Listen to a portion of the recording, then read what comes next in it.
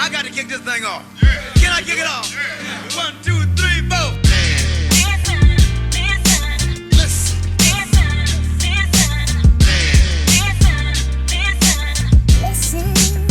Ladies and gentlemen, listen.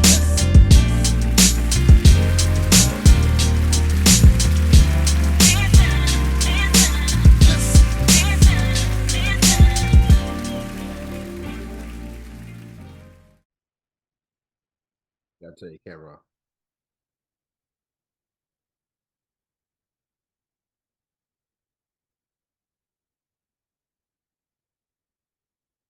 Conversate with Us Radio presents the Man Listen Show.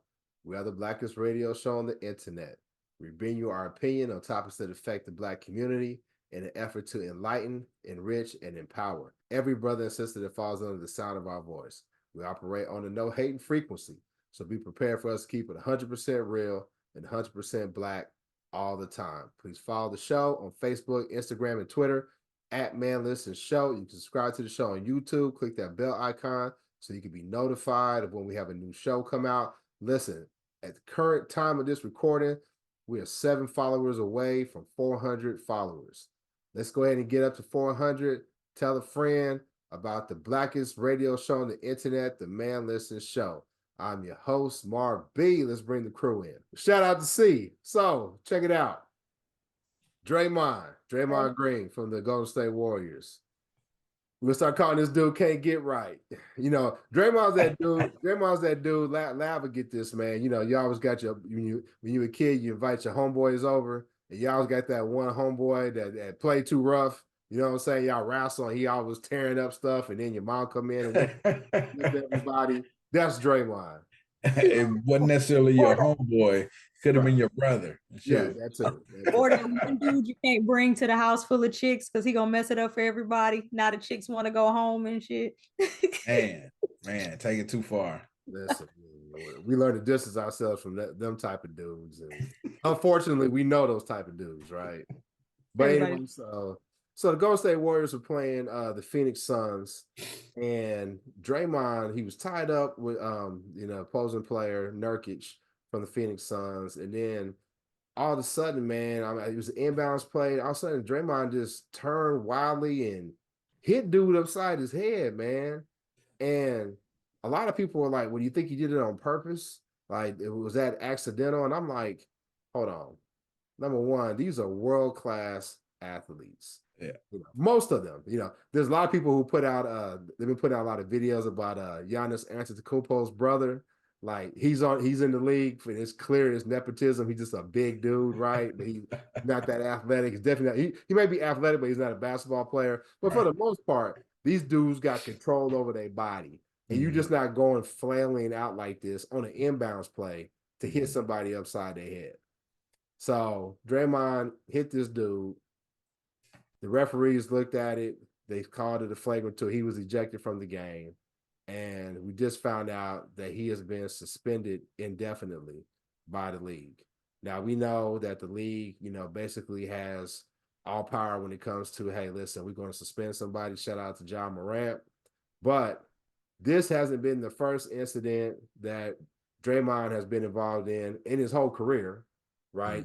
Just this season, he choked out Rudy Gobert. I kind of think that they was a little bit like he had a case for that one. He was trying to protect his teammate, but again, because of maybe he overreacted.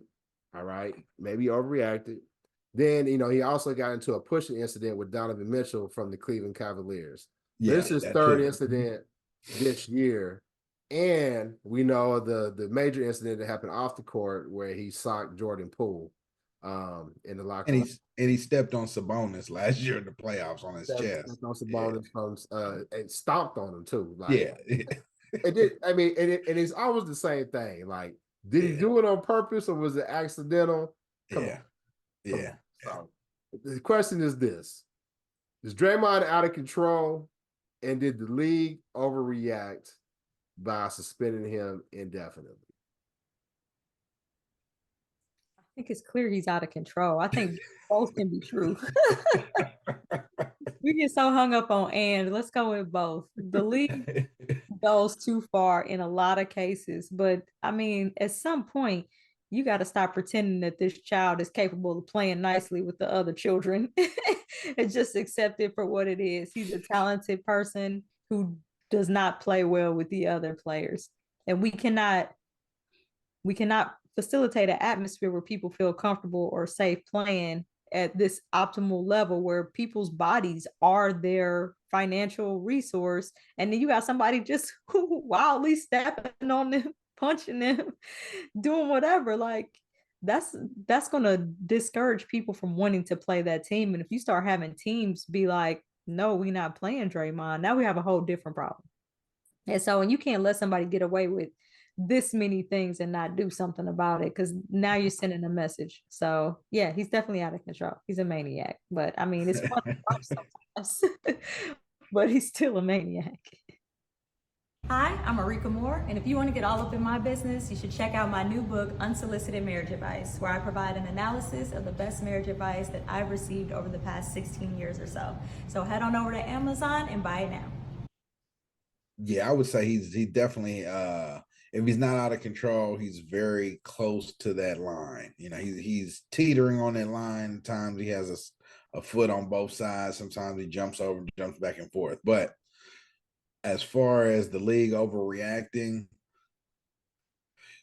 I think that's the only thing they could do was suspend him indefinitely, right? So you say 5 games.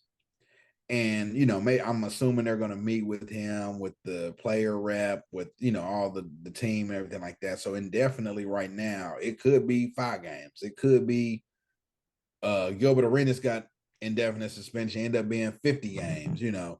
But so I think indefinite is just that. I don't know that they overstepped until we figure out what the actual suspension is going to be. I think he definitely needs to be off the court for a while. I honestly think it's a situation where he sees his own career, his effectiveness slipping away. And sometimes people grasp for things, you know, or I'm not trying to say he's intentionally wanting a reason to say, oh, they kicked me out of the league or something like that, but he knows he's not as effective as he used to be. He knows that his role that he played even 5 years ago is not, nobody else plays that role. They don't play that style too much anymore in the NBA. Everybody has to be able to shoot. Draymond is not a quote unquote shooter. So I think it's a lot of factors that go into it, but he definitely needs to sit down for at least a couple games, I think. That's a good point. We don't know how long the suspension is going to be. And people have been talking about the Warriors. You know, they had a good run. They won 4 championships, but they've been talking about how they're on the downturn, especially Clay and Draymond. I think that the league's not overreacting because you even got black people. And I'm not talking about the black people who are, you know, overly in love with white folks. Even black folks like us are like, all right, dog, you're like, you doing too much now. Yeah. Like, and you know, it's sort of like you know, with Robert Kelly, when everybody was talking about, hey man, we didn't take this dude off the radio, but like Chicago was still playing. I always told people, I was like, hey, when Chicago goes against Robert Kelly, that's when he's done. So when most people like us are like, all right, Draymond, you tripping, dog. Cause like when he stomped on dude's chest, that was messed up. But the way that he did it and then tried to jump over him, it was low key kind of funny, even though it was messed up. Right? Very funny. Come on, Maybe I'm man. ignorant, but it was low key kind of funny. But you can't take the risk of him potentially hurting somebody because he could have busted that dude's eardrum. He could have broke his jaw. These aren't small dudes, right? Right. Flailing around and hitting like that. That's a problem. And the other piece is, while people like us that look like us, think like us, were like, hey man, listen, dude, like you got to calm down a little bit. You know, let's get it under control. The league is a business and they're constantly trying to protect their image. Yeah. And we're going to get into this a little bit later. The image of the NBA is always controversial, in my personal opinion, because you have a league that is predominantly black, right? football, the NFL is predominantly black, but what do they have on? They got helmets, their faces covered. Mm-hmm. The NBA is predominantly black. You have athletes now who are not scared to speak out. And that doesn't always play well with potential white owned corporations and sponsorship. So they have to make sure that they keep things somewhat in check. That's why you had that old racist dress code policy with David Stern that he came out with way back in the day. So there's a fine line that they have to walk. And that's why John Morant is still sitting out right now.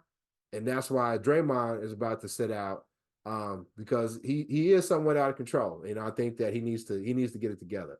Because the crazy thing about it is Draymond is well spoken. He's got his podcast. He puts his thoughts out there. He's, he doesn't go with the traditional media narratives for basketball. So I think that he could be an important piece for Black America. So I really would like him not to taint his image because that may somewhat jeopardize his ability to be a good messenger when it comes to Black Americans in the NBA and the league. I hadn't thought about what you said though, Laugh, like kind of like how difficult it is for some people to accept the fact that they're not at the height of their game anymore, like in whatever field we're in, and how some people struggle with that. And I know that we've talked about this, of course, on the show, how Black men and mental health are not necessarily synonymous, how it's kind of taboo, and it's been, getting more attention lately. But like for these athletes who have like centered and focused their entire lives on achieving the pinnacle of this sports achievement or whatever, to see it slipping away, like what does that do to a person? And I'll never know because I'm not an athlete, but I mean, but even in the aspect of when you have a career and you're like, oh, I used to be great at this and now I've got to make way for the other people who are better. Like how do we do that gracefully? And I think that may be something that he might be struggling with, like seeing himself not as the top athlete or the top competitor that he used to be. Like how is he grappling with that, like mentally? I don't know, that would be interesting to have a conversation about that, like how he's processing getting older. And with LeBron being like the oldest person in the league, Yeah. what was that news reporter that was talking about he's older than the coach? And he was He like, is a couple of them, I think. Yeah. Mm-hmm. right. I was like, but he's an anomaly, right? Right. He's an anomaly Exactly. performing at that level in the league. And so for other people to be like, well, why can't I be an anomaly, or I've achieved this high level of excellence, what does it look like for me on the other side of this? And having a podcast and maybe hoping that translates into being like a Chuck and Shaq on that Sports Center show or whatever Inside NBA. NBA on TNT. Yeah. But you know what I mean? How hard is it to get to that point when these legends are still sitting there? You got to wait for them to move out the way for you to, have a spot of the show at that level. So sometimes it's hard for us to think about what the next phase of our life looks like. And we may be just seeing this play out for him struggling or grappling with the idea that he may need to retire. I think Draymond will be good post retirement. He's got a few years left in him if they don't run him out of the league, but he has a few years where he could be someone like a Udonis Haslem, like a guy, an older guy on the bench that still works out and is that mentor. He's not going to be anybody's mentor acting like he's acting like right now. Yeah, exactly. Yeah. So because we don't want you, because I saw where shout out to Rasheed Wallace. Rasheed Wallace talked about how Draymond's from Michigan. It's like, yo, that's kind of our fault. He grew up in our locker room watching how we used to bully folks. And, he's just doing what, we did back then. Well, we know what happened with the Pistons, right? And the malice at the palace. And that's when the league was like, nah, we're not condoning that type of, those type of shenanigans anymore. But I don't think Draymond will have a problem when it comes to, post-career. Yeah, Shaq, Chuck, they're probably not going anywhere anytime soon. But you look at my favorite player, KG, him and Paul Pierce, they're killing the game with their podcast show. I wish they didn't use the N-word as much, but they're still killing the game. I think there's a lane for Draymond. But I got a question for Lav. You think the Warriors going to trade him? That, That is, I don't think they're going to trade him. I think that there's a sense of loyalty there. I really do, and you saw it play out just this past summer. You know, they had opportunity to move on from Draymond, and they said, "Hey, man, we're gonna do it one more time." Draymond and Clay and Steph, man. I mean, that's a trio. That's an all time trio right there. You know, and it's hard to move on unless I think put like this. Steph would have to sign off basically, and Clay and be like, "Yeah, it's time to break it up." And I don't think they're there yet. I think Steph got the final say so. Clay mess around, be out the door himself. They're not going to trade him. Neither one of them. I'm saying Steph has to be like, okay, it's time to break this up, you know, and that's just my opinion on it. But I think that's how it's going to go. Yeah. A lot of people say since Draymond and Bron is boys, they're gonna send them to the Lake Show. I doubt that because they in the same division, same conference. I doubt they'll send them to LA. Yeah. Yeah. Would he even fit in LA though? Nah, he can go to Wizards with Jordan Poole. Boy, that boy Jordan would have a psychological breakdown. Yeah. Charlotte? Yeah. Charlotte? No, then DC. DC. Yeah. Which they said the owner's about to move the Wizards to Virginia, which is crazy.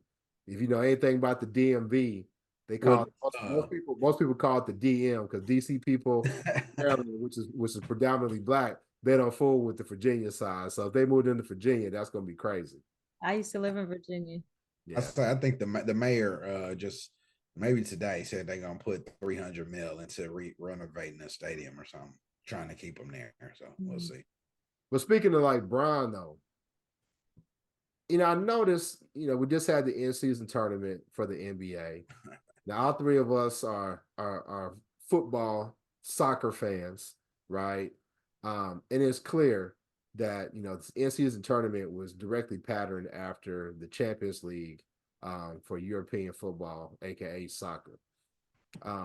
Personally, I thought it was a good thing. I mean, I enjoyed the increased level of competition in this point of the season.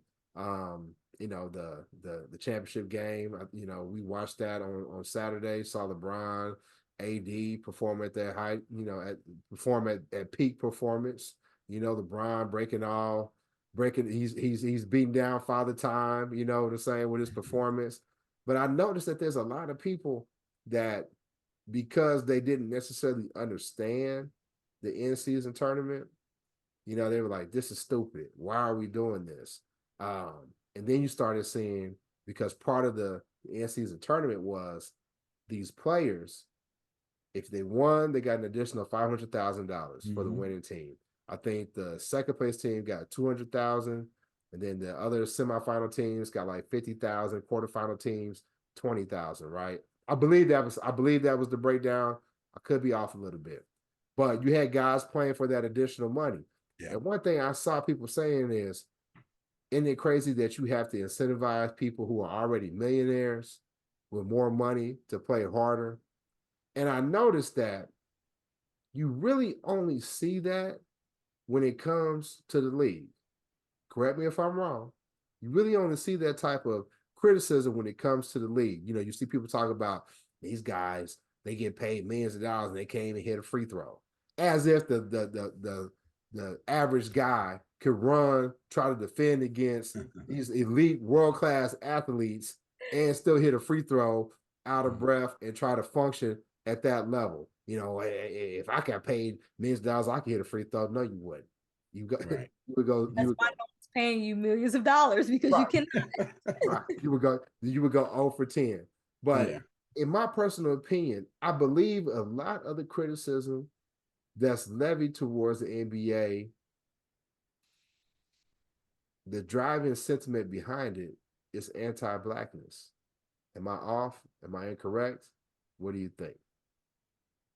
I think anytime you're building Black wealth, there's going to be some pushback from people who don't want to see that, of course, because there's always going to be those people like, well, why are you paying these people millions of dollars? Because you're paying to watch them, because you're talking about them. like when I was younger and I didn't understand how much revenue a person can generate, then I was just like, you're not special. And then I realized, like, no, these people are bringing in the money to Mizzou that's changing this making this football field greater, that's bringing in people to pay money, that's helping our programs and keeping this school flowing. They kind of are special and they kind of need to be getting paid for the part that they're playing in building up this institution. And that goes with, the professional sports too. But when you understand how much one person can really generate, and not just as far as reputation, prestige to a particular team, and not just for when they're playing. People like the Lakers still because of Magic, or because of players from way back. Kareem, I was gonna Will say Kareem, Champion. but I was like, was he a Laker? I was like, but like, He's the Laker, the best Laker ever in most of people's eyes. oh, Who, right. Kareem, the captain? Yeah. Yes. But so people love a team because of the legacy that a single person builds. Yeah. Like, they create fans in a person and in that person's legacy, because now that person's gonna make their kids and their wife and everybody else be fans of these people. You know what I mean? So it's like these individuals really are bringing a tremendous amount of value to not just the organization, but even like to the state or the city. Like, to think about how devastating it was for the city of St. Louis for the Rams to leave. And in that process, I kind of looked at the impact on the city. What happens when people leave a stadium? You have this stadium that's not being used. You have this space where these businesses around it were once thriving from that traffic and that frequency are now dying, which creates more crime, more abandoned buildings, more everything. That impact to the city goes out, out, out, and all of that goes back to that group of people that we're saying, you know what I mean, is or is not that important. They're that important. They're keeping a city alive. They're keeping a legacy alive. They're really like the heartbeat of an economic system that you're using them and what they're capable of doing to maintain an entire city or system, and that deserves a certain amount of respect and attention and financial support, of course. So giving them extra money to incentivize them to continue playing optimally, to risk their bodies, to risk, you know what I mean, an injury that might sit them out for a season, yes, you're gonna have to incentivize me to do that. Just like you got to incentivize you to get up and go to work on time because you want to pay your mortgage. So just like everybody else, we got bills, we got stuff to do. So I think it's a lot of hate, of course, and people love to hate the rich anyway, but we don't appreciate how much of our time and energy we pour into them. They love to hate on us and how much money we make, because they used to getting that labor and that entertainment from us for free. Hey, that's the American way. Cheap labor. Ever since we started working for free, that's when they started saying black people are lazy. Ever since we started working for free, that's when they started saying we are overpaid, and that's where that whole narrative came from. We're smart enough to realize that. But Lad, what do you think, man? You think it's an anti-black narrative? That's why people are so hypercritical of the league. With the NBA being that it is so overwhelmingly black compared to the other sports leagues, I will say there's a hint of it in some locate, like some people that is the bottom line. I don't think most people is strictly anti-black, but there is a certain segment that definitely is definitely factoring into the criticism.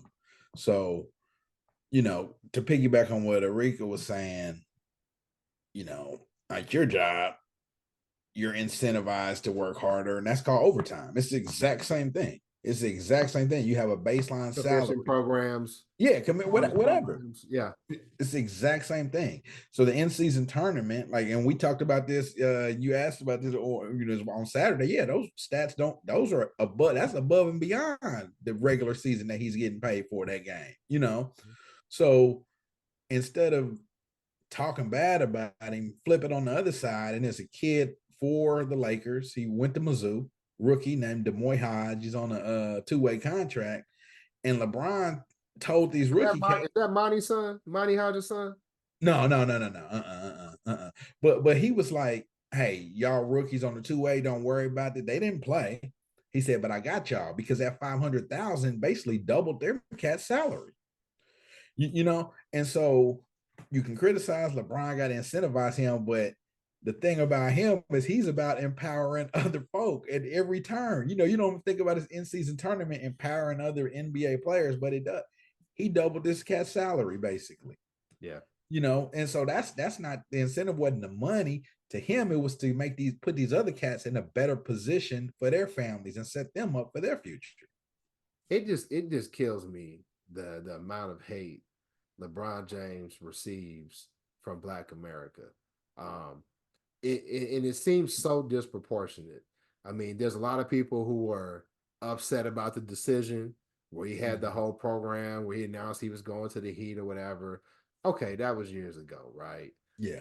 Some people are mad because many people say he's the GOAT. I'm one of them, right? And they don't like that comparison because they say that he's nowhere in the same, conversation as Michael Jordan, right? So we're stuck in this constant comparison and debate on who's the GOAT, who's the best. And I'll be honest with you, I wasn't a big Kobe Bryant fan when he was alive, when he was playing. I wasn't. I didn't like what he did with Shaq when he was arrested in Colorado. I didn't respect that. So I didn't really mess with Kobe. And I was a Lakers fan. I've always been a Lakers fan, but I stopped fooling with the Lakers because of Kobe. It wasn't until after he retired and then after his untimely demise, when I started looking back at old clips, like people would have like Mamba Mondays, and I looked and I said, damn, that dude was phenomenal.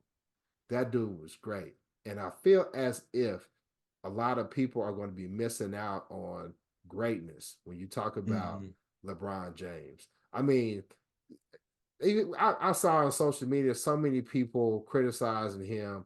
It seemed to the point where they're criticizing Bronny. They're criticizing his son.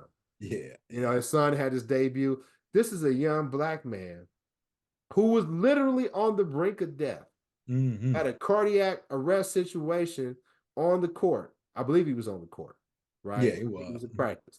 Had a cardiac arrest situation, a teenager. Most of the people who are criticizing this could have been their child. Yep. And this dude managed to come back and make it on the court for a D1 team. Now, whether he got that D1 scholarship because of his father's name, don't matter. He's still a young Black man that came back. There's people criticizing Bronny. And I said, now this is crazy. Yeah. It's very crazy because like you said, he's a D1 athlete. There's on a scholarship. There's number one. He's good enough he's a good player. There's guys on D1 schools that couldn't hold a stick to Bronny, right? But at the end of the day, the hate on LeBron, and that is I hate to bring it back to Draymond, but it's almost like people see their youth, like fading away. So you see somebody else, it's not you in this instance, but you see somebody else that you revere and somebody's coming to take their spot. And so you're like, man, if I always thought this person was the greatest, but really there is somebody else that's just as good, if not better, then it makes you reevaluate everything in your life, everything that you've stood on, these last 40 years or whatever. And which so is ridiculous because there's always going to be somebody that's bigger, stronger, and so this better. And so this is, I'm a Kobe fan. This was always my argument was that I always just saying the natural evolution of human physics, biology, just the overwhelming. Yeah, cats just get better. I mean, that's just what it is. And so, he may not be revered as much as Mike, but as actual physical player, it just progresses naturally. That's just how nature is, Yeah. Yo, I know you want to see what we got to say next, but if you want to add right here, hit us up on our DM on Instagram. I did see one meme that was hilarious. They said LeBron James Jr. has now passed LeBron Senior on the all-time NCAA scoring list. Right, right. And I that's one thing I like about him, as you know, he's right. He's like, hey, if I gotta miss a game, I'm going to support my kids. You know what I mean? I'm going to support his game. I'm going to be there. Yeah. And that's something that I don't, on the court you can have an argument, but off the court, there's no way you can criticize LeBron in my book. And the thing about it is, and I'll let you jump in, by LeBron doing that, somebody said this back in the day. They were talking about how they were negotiating contracts, right? And they were talking about how Tom Brady, took a lesser contract so the Patriots could have more salary cap flexibility, right, to the team. And they talked about how Tom Brady really screwed a lot of the other NFL players, because what happens is, if another guy says, listen, Mr. NFL owner, I deserve an increase, I deserve a raise, I deserve a bigger contract. And then they say, so you're trying to tell me that you deserve more than Tom Brady?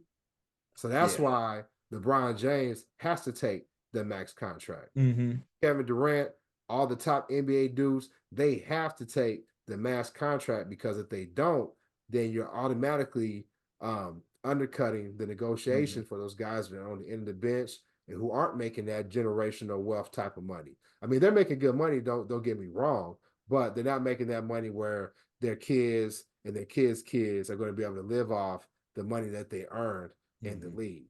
So again, back to this whole criticism on Black folks, and what's I always come back to what we always talk about, right? Closing the wealth gap, generational wealth, right? And we got players now who are a little bit more savvy and who are able to speak out when it comes to issues affecting the Black community. Of course, they don't like that. No. I was the number one biggest LeBron hater, but that was on the court. And this man has done so much off the court that I have no comments negative in any realm about this man whatsoever. I cannot, because he just does too much for the Black community for you to have anything. Even if you're a basketball fan, you could be like this.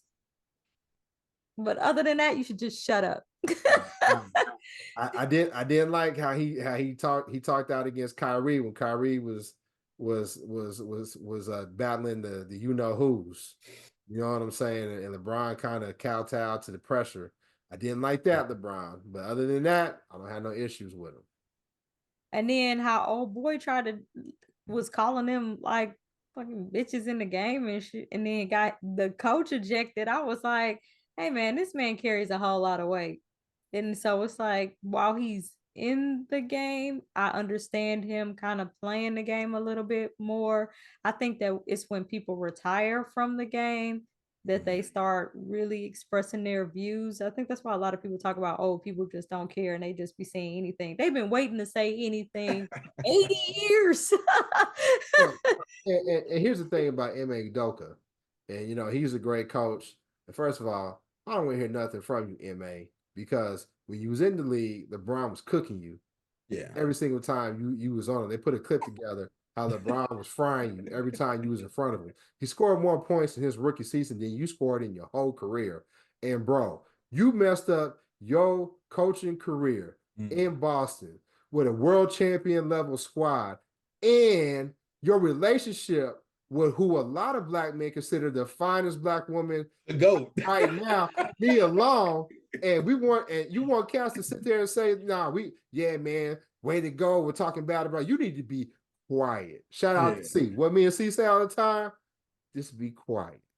That's what we want to hear from you, M.A. Udoka. Nothing else. So you need to respect the king. You know what I mean? You fumble Nia. Man. No one does that. That's crazy.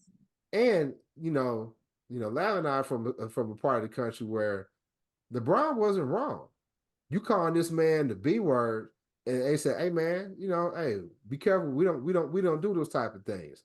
Where I'm from, listen, if you call a man a bitch, you best be prepared to fight. You gonna be chested. You know what I'm saying? So like him putting that out there and acting like that, and LeBron ain't gonna do nothing to you. Right. Not going to risk all that he has at stake. So really, who's soft? Mm-hmm. Mm-hmm. I don't know, because that is one of my pet peeves. Like, I cannot stand for, like, there are, like, I get that there are people, just like you have an issue with people saying the N word. There are people, men, who use the B word non-discriminately, not even offensively. I don't play that. Don't do that. Don't call me that. Not man, not female, not nobody. And we're gonna have more than words. Because if you keep playing with me, I'm gonna show you why we don't play like that. Because no, if I tell you that I think that's disrespectful and we don't play like that where I'm from, and we're not about to play like that anywhere that I'm at, and you keep going down that road, to me, you're intentionally trying to disrespect me, and you're trying to have this conversation, trying to have this conversation that doesn't involve words. And I'm with that. So I don't know. Go ahead, lad. And to go even deeper with that's part of, if that was Kyle Korver, he wouldn't have been talking like that. You know what I'm saying? Like, if it was a white player, he wouldn't. If that was Draymond Green, he would have been talking. Well, you know what? I'll put to you, like, I think he might have, only because he maybe still sees himself as a contemporary, because I played against these dudes, I battled them, and so that might be the conversations that they have. But in his coach role, if it was somebody else, I don't think he would have used that word. I don't think he would have had that conversation. I agree with you, and I'm gonna be honest with you. I'm gonna say it. I don't believe in. I'm not calling him the B word. I don't believe in calling grown men that unless they earn it. But that's bitch made. Mm-hmm. You know, I never like that. You know, it's like somebody who will show out when you in school and they'll show out in front of the teacher. Man, what's up, man? Stop messing with me and all this stuff. And you only doing that because it's people that you only really talking like that because you know I can't get to you. Mm-hmm. You know I really can't get to you. That's what MA did. And I don't respect that. You know. So what little respect we still have from you, because you fumbled Nia. And not only did you fumble Nia. I knew you was. I knew you fumbled Nia. I ain't even gonna say. Hey, yo, shout out to the black on the internet. What's understood doesn't need to be said, man. Let me go on my Dr. Umar. You fumbled Nia Long for a snow bunny?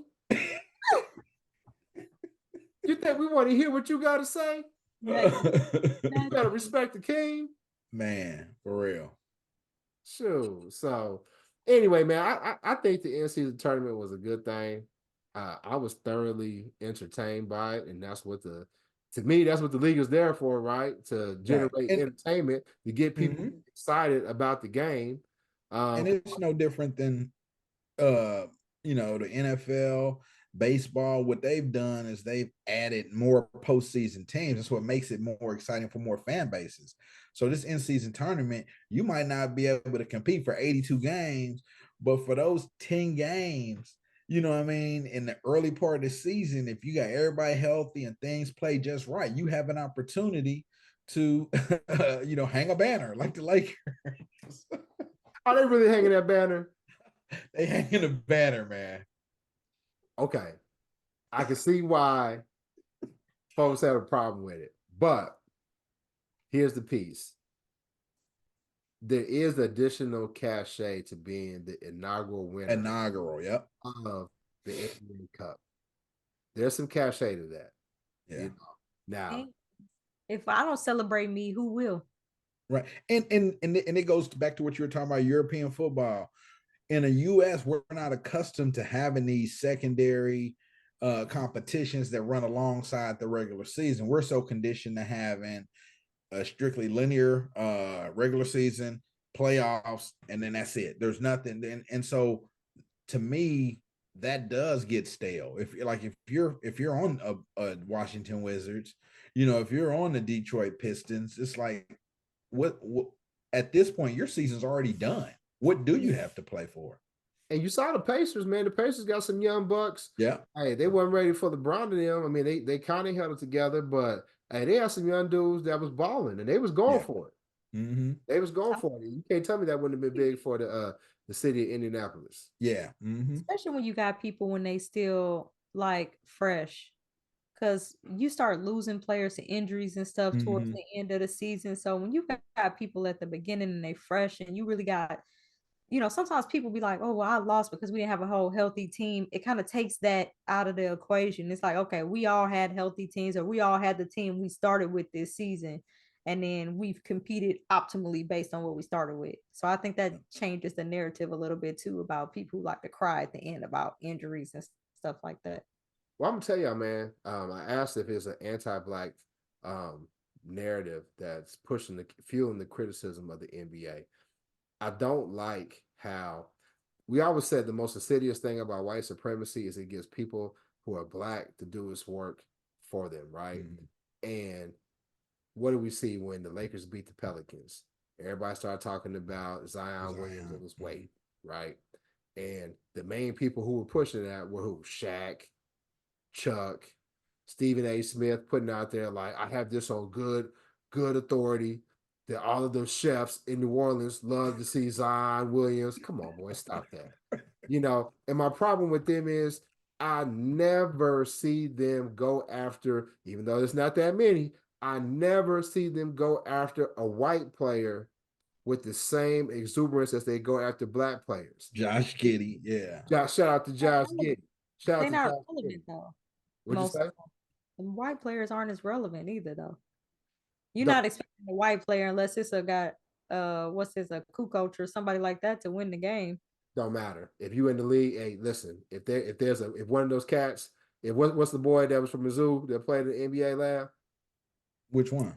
That played for the Lakers. Did you just Right mention? now? Yes. Oh, Demoy Hodge. If Wow. Demoy Hodge was alleged to be on camera with an underage girl, guess what? That would be on front page news every single day. Absolutely. So the fact that they're not as relevant athletically, that don't matter because we quick. And the reason why I'm not gonna say that. I'm not gonna say that I because will, and you know why? the reason I say it because we got a player here in Charlotte who basically is up for he sat out all last season under domestic violence stuff. You don't hear about that, right? Because he plays for Charlotte. He's not a superstar. I'm here But in if Dallas, it and I've was heard about it. I've seen it on social media, and he's been right, because you're right. But Stephen A. Smith don't talk about it. That's what I'm saying. Charles Barkley don't talk about it because he's not a superstar player. Zion Williamson is a superstar player, so that I do think that factors in.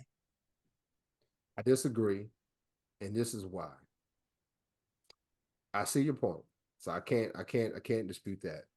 But this is why I feel as if they're problematic.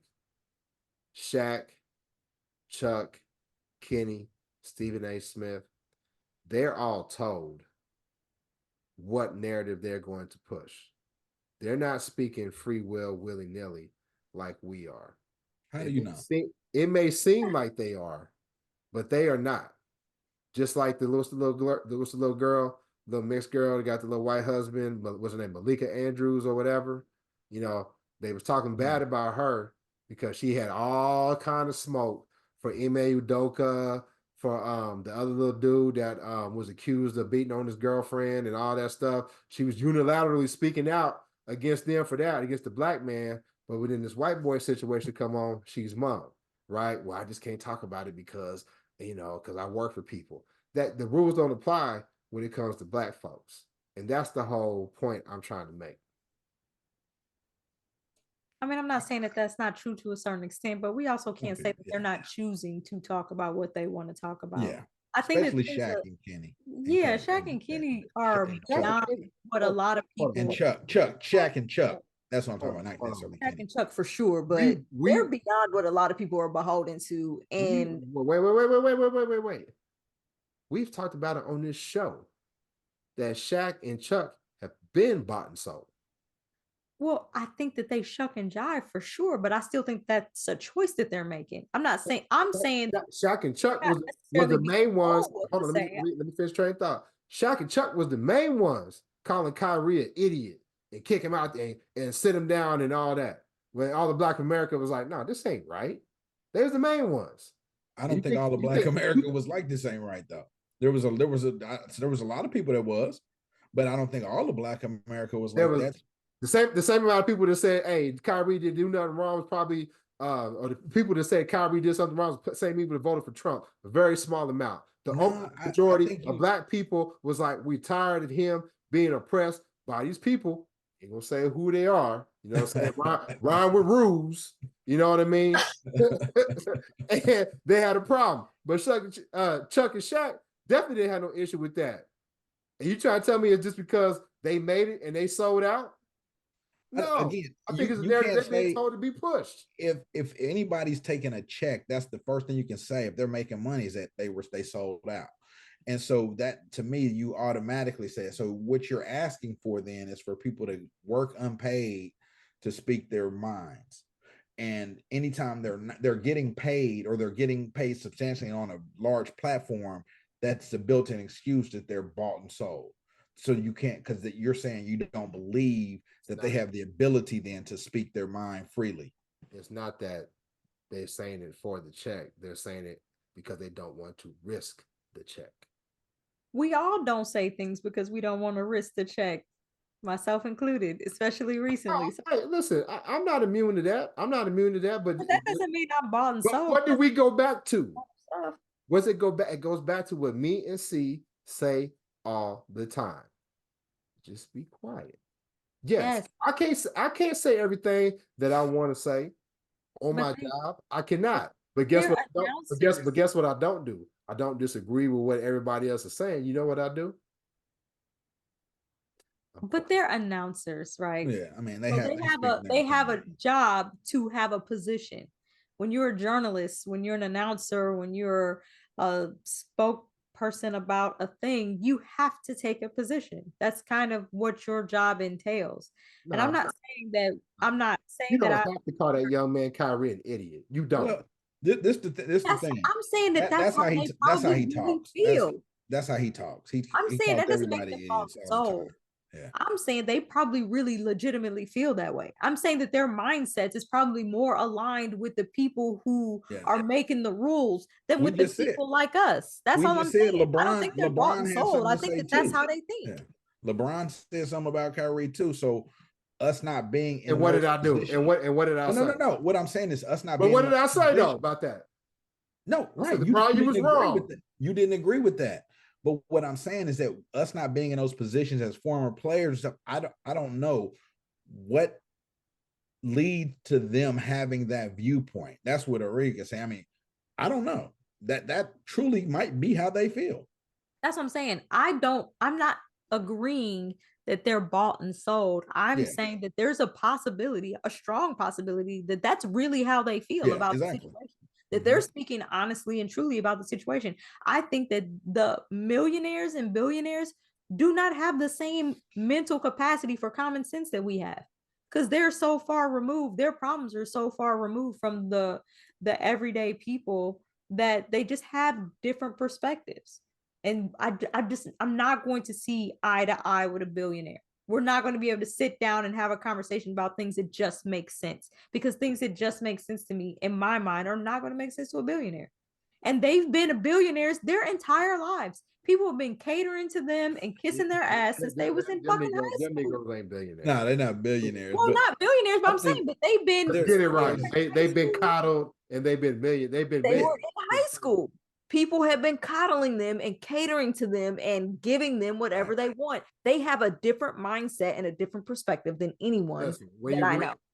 Shaq and Chuck and everybody else, when you're speaking out against interests that affect the black community, I'm gonna get on my Laura Ingraham. What that white lady say to LeBron? Shut up and dribble. When it comes to speaking out against Laura Ingraham, people. You said Laura Ingalls. Like I was thinking you're talking about Little House on the Prairie. I thought he was too. I was like, what is that? Laura Ingraham. What did Dr. Umar call him? Snow Bunny. That's all. It don't matter. I just think that people are beholden to a system or a space that afforded them opportunity, and I don't think it's exclusive to people that means no. What I'm you're grateful for the opportunity and you want to stay in your opportunity, correct? Because you have been what? I don't know. What you've been what? You tell me. And so No, because when you're in that, it's no different than, again, if you work for a company, right? If you work for a company or a specific say, I mean, it's no different than people that work in government. And there's people that, you know, we send that are supposed to be representative for the Black community doing this, but there are things that they do that don't always benefit the Black community. That in that cast and that system that they're in, it's not all about Black community, Black community, Black community, Black community, Black community. I mean, that's what it is. It goes back to what you said. let me say this. Let me say this, and then we'll wrap it up. Oh gosh, here we go. No, unlike y'all, I can admit when I'm wrong. No, Unlike y'all. So if you hold on for a second, you might hear something that I'm partially agreeing with you. Because unlike y'all, I can admit when I'm off. When it comes to Shaq and Chuck, I would agree with y'all. The more I think about it, I can agree with y'all that they probably are just giving their opinion because Shaq and Chuck have, because of their careers, they are independently wealthy enough that they don't need those positions that they have on the NBA and TNT. Now, the boy Stephen A. Smith, I don't agree. I do think he is bought and sold because he just now got to his money. He just now got to his money, and he talks about it all the time. He was like, you know, I put in my work, you know. So it wasn't until he got into his 50s we started making money. So y'all might be right when you talk about Shaq and Chuck. They may just be out of touch because of the economic level that they're on. They're millionaires. I agree.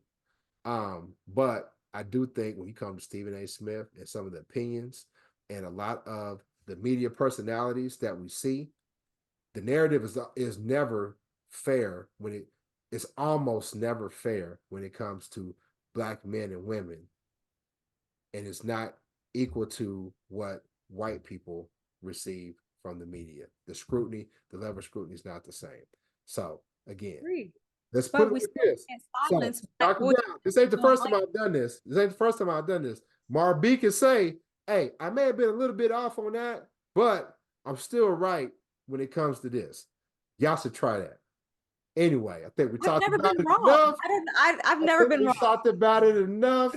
Make sure you follow us on Facebook, Instagram, and Twitter at manlistenshow. Listen, we need 7 followers to get to 400. Let's get to 400. Get 7 people. Tell your friends to follow the show. Go to our YouTube. Click the bell icon so you can be notified. Go to the bio on our Instagram. Click the link. Get some merchandise. Help fund the show. We'll house you this time. Peace. Shout out to C. Happy birthday. Yesterday. Yeah, happy belated, C.